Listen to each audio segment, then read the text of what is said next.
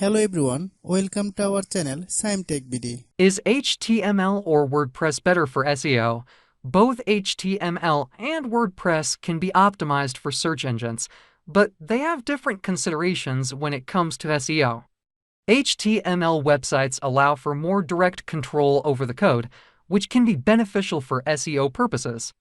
You can optimize every aspect of the HTML code to make it search engine friendly. However, this requires a good understanding of HTML and SEO best practices.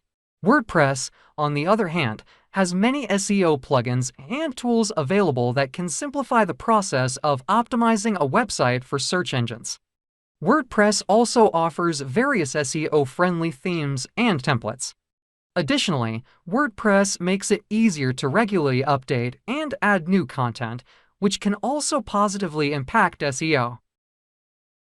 Ultimately, both HTML and WordPress can be optimized for SEO, but the choice between the two depends on your specific needs, technical skills, and the scale of your website.